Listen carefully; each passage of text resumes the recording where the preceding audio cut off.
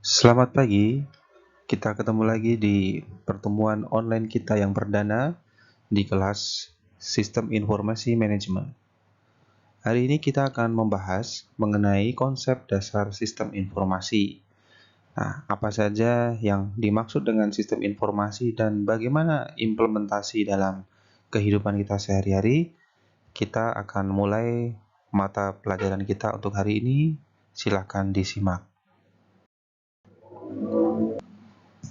Menurut dari pengertian, definisi sistem informasi ini terdiri dari dua suku kata. Yang pertama adalah sistem. Nah, menurut Alter tahun 2002, ya, sistem itu adalah komponen yang berinteraksi bersama-sama untuk mencapai tujuan. Seperti yang sudah saya jelaskan di kelas, ya, bahwa sistem itu tidak harus pengertiannya sama dengan teknologi, ya. Jadi sistem itu adalah sebuah cara, ya.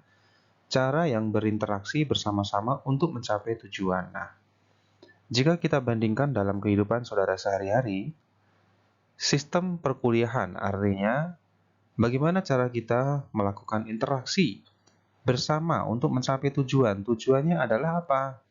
Tujuannya adalah saudara untuk bisa lulus dari mata kuliah ini. Nah, ini adalah sebuah gambaran yang membentuk sistem, ya, dari sejak ada input masuk, kemudian kontrol, proses, lalu akan menjadi output, dan begitu seterusnya keluar masuknya. Jadi ibarat sekarang saudara sedang masuk kuliah, jadi universitas itu adalah sistemnya, inputnya dari kami, dari dosen.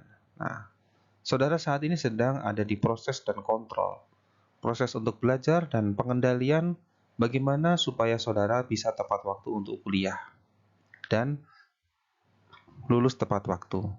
Outputnya apa? Outputnya saudara wisuda. Wisuda saudara akan memberikan feedback kepada kami, yaitu membawa nama baik kampus di dunia pekerjaan yang nantinya akan saudara geluti. Kemudian informasi. Informasi di sini adalah sebuah data. Artinya ya berita lah. Jadi misalkan informasi itu adalah gabungan, ya. Misalkan informasi gabungan artinya kita memberikan kabar. Jadi kalau saudara mendapatkan informasi, ya saudara mendapatkan kabar. Nah, tapi akan menjadi lebih match ketika kita gabungkan menjadi sebuah dua kata, yaitu sistem informasi. Nah, jadi kesimpulannya, sistem informasi itu kumpulan komponen yang saling berintegrasi, artinya saling berhubungan dan saling mendukung untuk proses pengambilan keputusan dari seorang manajer.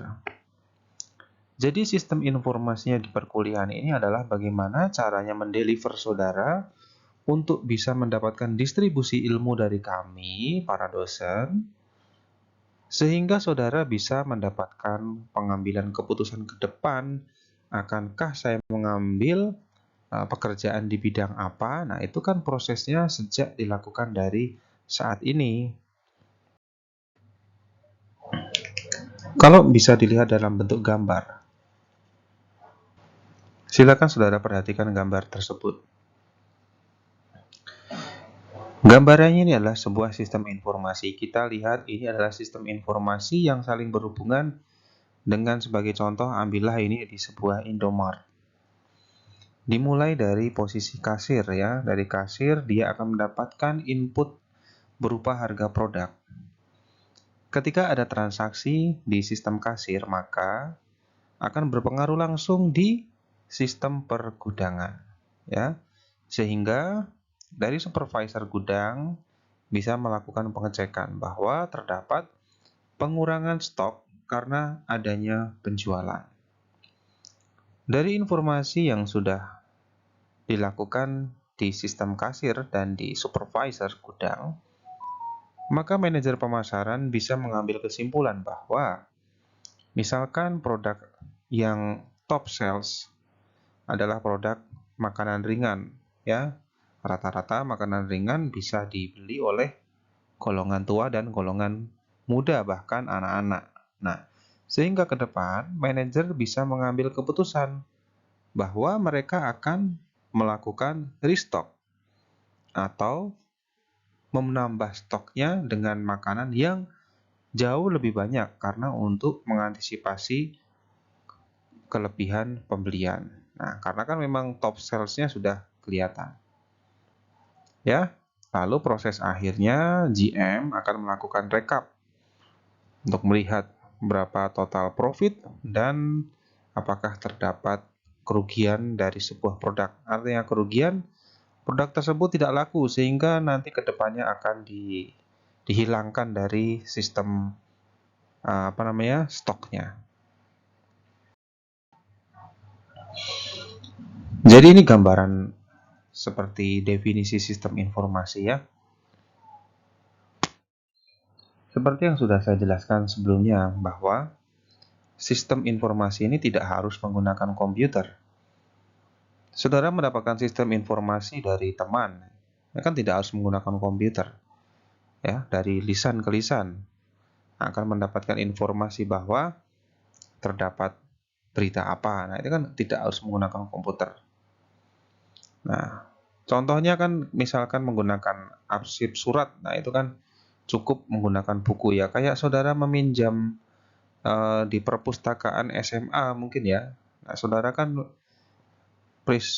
sistem peminjaman menggunakan buku.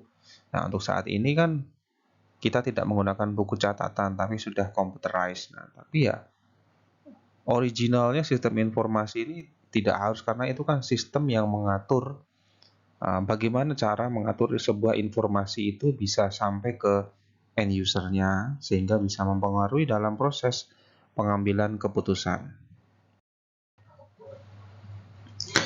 Kalau untuk di proses pengkomputer, nah kita biasa mengenal dengan CBIS atau Computer Based Information System. Nah, apa itu yang dimaksud dengan CBIS? Nah, jadi dalam proses information system, kita menggunakan computer base. Nah, computer base ini ya sudah bisa mendeliver apa yang kita inginkan dalam sebuah teknologi komputer. Seperti yang tadi saya contohkan di sistem perpustakaan, yang mana dulu sebelumnya saudara di SMA mungkin menggunakan sistem pencatatan buku biasa ketika melakukan peminjaman di library. Nah, hingga saat ini di sistem perpustakaan kita menggunakan teknologi komputer untuk memproses ketika saudara melakukan peminjaman. Kemudian jika terjadi keterlambatan, maka langsung bisa memberikan informasi kepada kepala library untuk bisa melakukan denda. Jadi kalau saudara terlambat, maka akan keluar informasi berupa denda. Nah, itu yang menjadi dasar pengambilan keputusan. Karena semua sudah terkomputerized dalam CBIS. Jika kita melihat teknologi informasi, nah, saat ini kita menggunakan berbagai macam bantuan gadget ya. Nah, jadi dukungan teknologi informasi dalam sistem informasi saat ini sudah sangat maju sekali dibandingkan jika di tahun-tahun 90-an ya.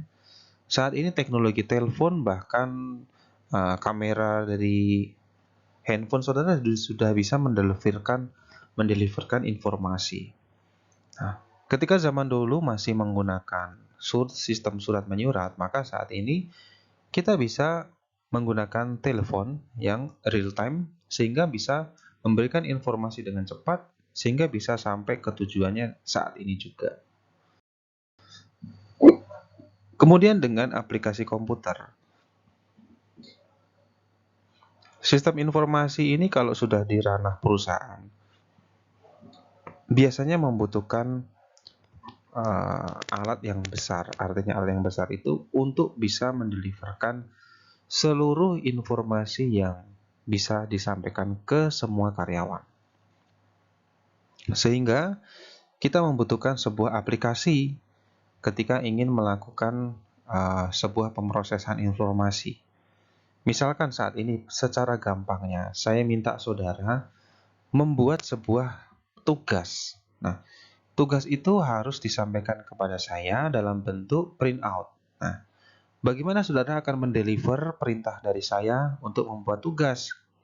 Nah, tentunya saudara akan menggunakan aplikasi komputer dengan menggunakan sistem MS Word untuk mengolah kata yang menjadi buah pikiran saudara untuk mengerjakan tugas dari saya. Apabila saudara tidak bisa mendapatkan informasi untuk mengerjakan, maka saudara akan menggunakan teknologi next level, yaitu mencari di internet. Nah, itu kan sebuah pengembangan dari meraih informasi dengan sistem uh, digital, ya. Artinya kita sudah tidak ada batas ruang dan waktu.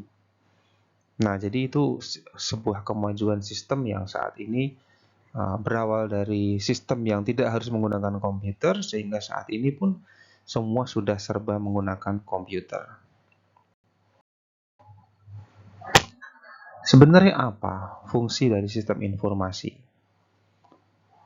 Kita mungkin bertanya-tanya, apa sih sebenarnya fungsinya? Kita bayangkan saja apabila saat ini saudara satu hari saja tidak pegang handphone, apa yang akan terjadi dan apa yang akan saudara rasakan? Pastinya saudara tidak bisa, dan tentu saja menjadi sepi, karena bangun tidur pun saat ini saudara sudah yang dicari itu HP-nya di mana. Nah, jadi gambarannya seperti itu.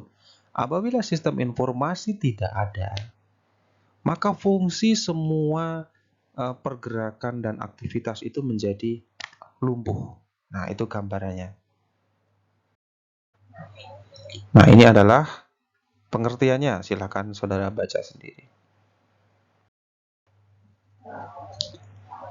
Jika kita aplikasikan dalam sistem informasi inventory barang, tadi saya sudah mencontohkan apa yang terjadi di Indomart. Nah, kita gampangnya bayangkan saja apabila kita mempunyai toko kelontong seperti toko Daeng. Mereka melakukan pencatatan dengan dasar ingatan dan buku tertulis. Saudara bisa bayangkan nggak? Mereka tahu nggak kira-kira kalau ada satu saja barang yang hilang di tokonya ketika tokonya ramai, kemudian saudara nyelip di antara keramaian itu, ya, dan saudara mengambil salah satu barang tanpa dibayar, kira-kira Daengnya tahu nggak? Saya rasa mereka tidak tahu, dan mereka juga tidak bisa aware ketika terjadi ada salah satu barang yang hilang. Berbeda halnya dengan Indomart yang melakukan restock barang atau pengecekan ulang. Ketika terjadi tutup toko, mereka akan tahu mana barang yang hilang karena dilakukan penghitungan kembali. Nah, itulah bedanya sih sebenarnya. Cara gampang dan membayangkan jika memang tidak ada sistem informasi dalam, ini contohnya di sistem inventory barang. Nah, untuk komponen sistem informasi dari softwarenya, software itu ya semacam sistemnya. Misalkan gini, software komputer itu ya Microsoft Office. Kalau tidak ada Microsoft Office, maka ya saudara tidak bisa mengerjakan pekerjaan misalkan Excel, Word, PowerPoint, dan sebagainya. Nah, Office juga tidak akan bisa bekerja kalau tidak ada Windows atau iOS. Nah, jadi Windows itu adalah rumahnya. Kemudian Microsoft Office adalah perabotannya. Nah, itu gampangannya ya. Rumah tanpa perabot ya kosong. Komputer cuma diisi Windows saja, nggak ada isinya apa-apa, ya saudara tetap tidak bisa menggunakan komputer. Nah, jadi begitu sebaliknya. Saudara tidak akan bisa menggunakan Office kalau komputernya tidak diinstal Windows. Nah, sudah kebayang ya gambarannya? Nah, ini kita skip saja. Oke. Nah, jadi kita recap ulang ya. Sebenarnya manfaat sistem informasi itu apa? Jadi informasi itu dasar untuk mengambil keputusan yang lebih baik, ya. Karena dengan ada informasi yang baik, maka akan datang keputusan yang baik pula. Ya, seperti layaknya saudara dalam memilih sebuah produk, kalau review produknya bagus, maka akan mendapatkan keputusan yang baik. Saudara memilih produk yang sesuai dengan kebutuhan saudara. Kemudian akan meningkatkan layanan terhadap customer. Nah, itu ibaratnya kalau sistem pelayanan kita cepat ya, kalau pembayaran di kasir menggunakan barcode kan lebih cepat daripada dihitung satu persatu menggunakan kalkulator. Nah, jadi akan meningkatkan layanan terhadap customer dan pengalaman berbelanja yang menyenangkan. Dan yang terakhir, memberikan manfaat kompetitif terhadap perkembangan bisnis kompetitor. Kalau bisnis kita bagus, misalkan kita mempunyai sebuah cafe, pencatatannya menggunakan digital tab. Semuanya sudah serba computerized, sehingga tidak ada miss pemesanan yang akhirnya membuat pelanggan menjadi senang ya. Kalau pencatatan menggunakan kertas dan bahkan menggunakan ingatan, tentu saja kita lupa ya. Karena ingatan kita juga ada batasnya. Bayangkan jika ada 10 pesanan masuk secara bersama-sama, maka kita bisa lupa dan pelanggan juga bisa kecewa. Baik, mungkin begitu untuk kuliah kita hari ini. Semoga informasi dari materi hari ini bisa memberikan manfaat yang baik dan bisa saudara implementasikan dengan baik di dunia nyata. Semoga bermanfaat. Terima kasih. Wassalamualaikum warahmatullahi wabarakatuh.